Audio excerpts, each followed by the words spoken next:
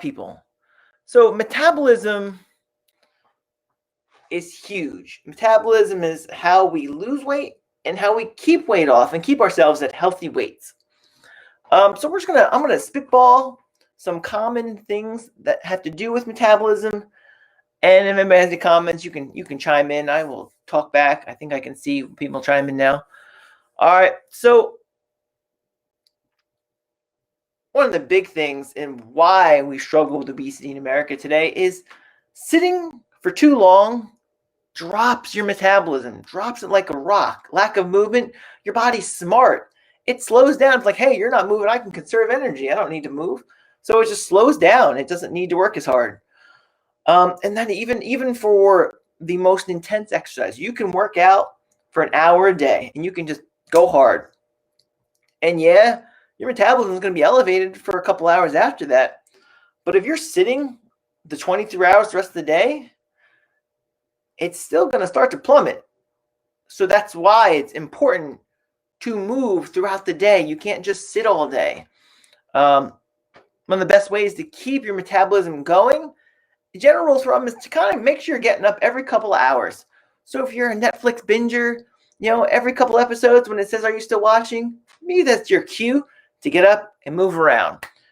Commercial breaks, if you're watching TV, if you're binging TV the old-fashioned way, use those as cues to get up. Because, yes, after a couple hours, this is when you really start to drop, even after an intense bout of exercise. Unless you're working out like a world-class athlete for an hour a day, still, if you're vegging 23 hours a day, at some point, it's still going to start to drop. One of the best ways to boost your metabolism is strength training. Yes, cardio is great, but strength training, intense training, not like grunting, I lift things up, put them down type stuff, but just strength training, to some stress to your body, stimulates your metabolism for longer after the workout versus long steady state cardio. For those of you, those of you who go to the gym and you're like, I gotta lose weight, and you hop on the treadmill for an hour and you think that's the way, that's not the way. Maybe that number you see on the treadmill, that calorie number, looks fantastic. You're like, wow, I burned 400 calories in an hour. Great. But you're not that stressed. So you're not going to be, your metabolism isn't going to be elevated post-workout. Whereas if you lift weights for 30 minutes, 45 minutes, maybe you won't burn 400 calories in that one single bout.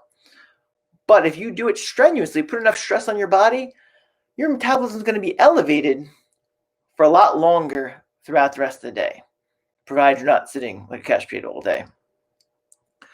Another big one that, even a lot of my colleagues, even I believed in years ago, is the mythical starvation mode. That if you eat too little, your body's going to slow down and go into starvation mode, like you're a bear hibernating in the winter. No, I wish I was hibernating right now because it's been pretty cold this winter. But if you're satiated from your diet, you're eating well, and you're moving, your metabolism's still going. We can sit there and tell you you're eating too little and you're going into starvation mode. But the real reason you're not losing weight isn't because you're eating too little. That just sounds foolish. It's probably because you're not eating a lot, but you're also probably not moving a lot either. And if you're moving more, it's going to stimulate your hunger anyway.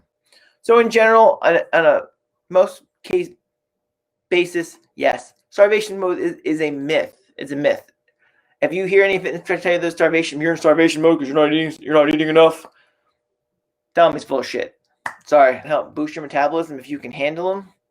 Spicy foods, just make sure they're not laden with sodium and stuff like that. Adding spice to your diet helps boost your metabolism.